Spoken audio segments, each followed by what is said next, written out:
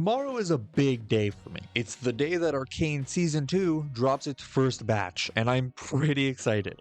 It's also my birthday, but that's less important. I wanted to make a video in celebration of Arcane 2, and originally planned to just do a basic recap, until I heard someone that I care about say something crazy, to say the least.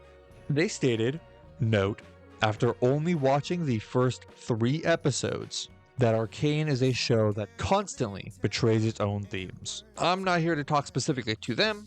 I actually don't mind their opinion. They're pretty smart and have their own reasons that maybe make sense. It did get me thinking though about less smart people who might have written off this show for similar reasons and missed out on something incredible. Needless to say, I think it's so far from a show that betrays its themes, which is inherently a phrase built on the lack of media literacy stemming from an over-reliance on the most bare-bones day one character arcs within your shows. To put it in simple terms, SpongeBob is always right in the end because children aren't capable of perceiving their protagonist as flawed or even just kind of incorrect, and they cannot conceptualize a piece of art having multiple things going on at all. This show very much makes its characters flawed and mostly incorrect in a world that has so much going on, because it assumes its audience are not children. Really quick, we're gonna fix one thing about this. The complaint isn't actually about the themes. The show might have a loose overall theme that I'll say at the end of the video, but each individual character has a personal theme which is inherently tied to their individual actions throughout the series. It is impossible to portray their own themes, especially in the first 3 episodes, because we do not know what their themes are. At the start, for example, you would think that Silco is letting the monster out, which, if true, is a theme that he strongly adheres to. But throughout the later show, we see that it's more about the ever-growing bond he's developing with this lost child. He spends more time trying to impart what he's learned onto her. Letting the monster out is more about handling his weakness, which he very much tries to do but ultimately fails at doing. When he fails to abandon his weakness, being Jinx, and he commits himself to being her father, his character arc is over and then he dies. However, I'm being petty today, and if you want to claim that within the prologue of a piece of media, you are able to determine themes and also see them be betrayed, I'm going to find a way that what you are saying might make sense, so I can dismantle it. And it's this.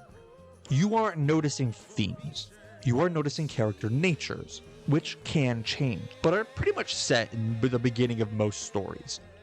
So, let's explore how characters break their nature, and what happens to the story as a result, and what we can learn about the rules of this story from it.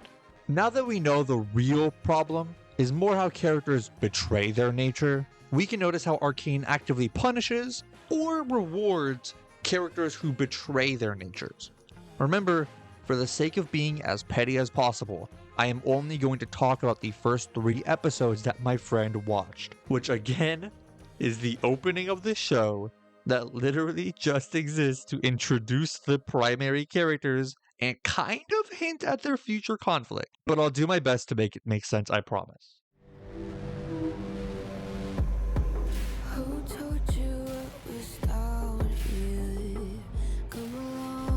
The entire Zaun side of the show's opening goes to great lengths to super punish Vander for going against his revolutionary nature when he decided to look after the girls. Vander is wrong, not because of his character actions, but because of his out-of-character actions.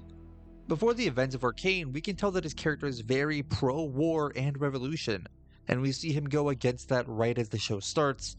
In fact, it is the inciting incident. However, while the Zaun side of the opening seems to be mostly built around punishing Vander, it does still have to do the job of introducing everybody else, so let's see how the show touches on other characters and how they are affected by betraying their nature. The one-time Vi decides to go against her similarly aggressive, rebellious nature by leaving her sister to turn herself into the cops. She also gets very punished through watching Benzo die, and also having Vander be kidnapped. Then she decides to team up with the 2 people who are never not acting in nature to lean into her other nature, being a leader and a planner, and they almost win because of it.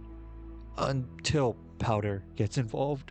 Powder is an interesting character in this show because she doesn't really have a nature. She's actually similar to Jace, but more on that later. The whole show, starting in episode 1, is about her trying to find what her nature is. She was thrust into this world where everybody already knows themselves and what they have to do, but all she wants to do is be with her sister and help. So when we first start to see that Jinx side of her come out during her tantrum, things start to break around her, both in the world itself and within the actual narrative as a whole.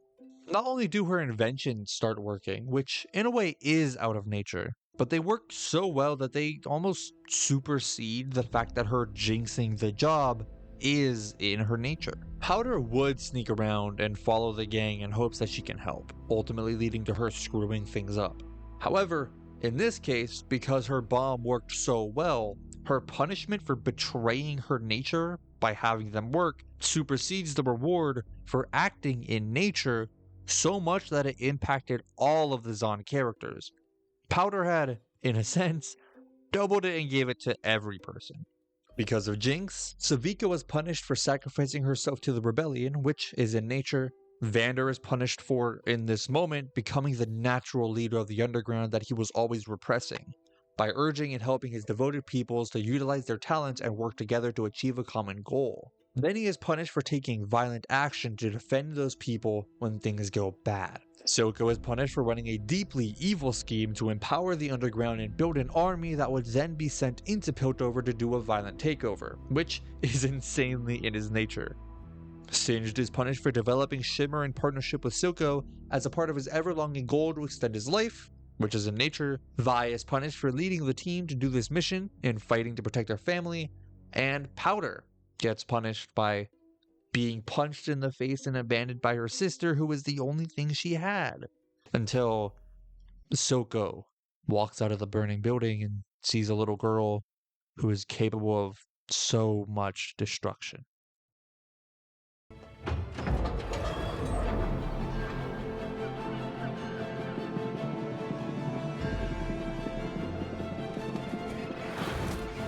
Interestingly, on the Piltover side of the opening episodes, we see that the characters here are being rewarded for acting out of their nature, until a certain point later on where this trend subverts on itself, but that's not in this video. The Piltover side, for the sake of paralleling Zaun, I'll say that it is punishing Heimerdinger for so strongly following his anti-change in nature. This part of the opening is significantly shorter comparatively to Zaun, so we don't get a lot of time to fully dive into these moments. A lot of that time is saved for the following episodes, which, remember, I can't say that I can include in this specific video because it was not included in the original complaint, so I'll just rapid fire shoot through some character rewards and punishment. Obviously, Mel is rewarded for going against her wealth accruing nature and makes a big sacrifice by actively helping people break the code of ethics that she is a part of the governing body of. Jace's mother gets punished for following her protective and maternal nature by losing her son, almost literally. Victor gets rewarded for breaking Heimerdinger's rules and acting behind his back by being a co-founder of Hextech. Lastly, we take Oski here. I don't really have anything that I can say about Jace because he is an outlier and I don't want to stretch in a way that makes things weird because stuff happens to Jace that I don't feel comfortable stretching for the sake of a petty point. Here's the next part. I am planning on making a part 2 where I more in-depth explore the way that this show breaks this system and how Jace and Powder function within that. Because again, the point of this video is both being as petty as possible to my friend on top of needing to be made and edited quickly. Arcane 2 drops about in a few days of writing the script. I hinted at some of the Powder stuff earlier, but I'll actually go into detail in the next part, which I will not set a due date on, so just subscribe to see it. I think that I did ramble a lot, which is fun, but I also think that I touched on something that I am interested in exploring more in the future. So my answer to the title question is no. Arcane does not betray its own themes.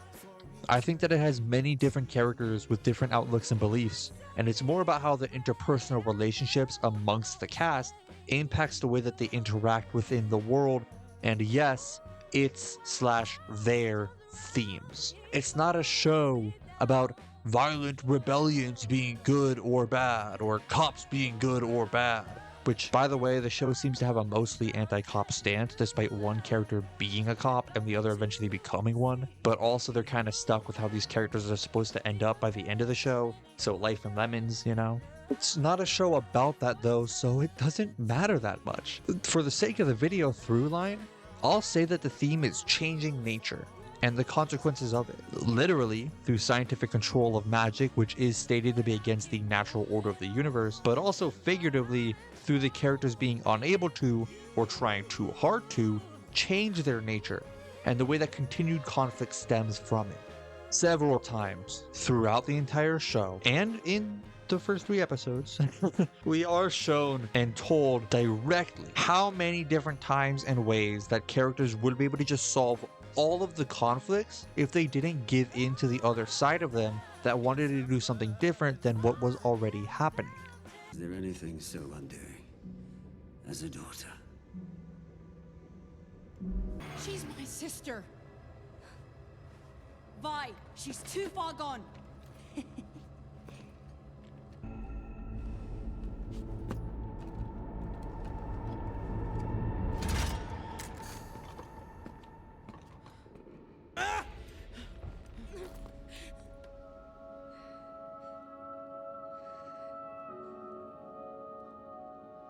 So, yeah, it is very static within that theme if you decide that media is only allowed to have one theme in it, which is dumb and wrong.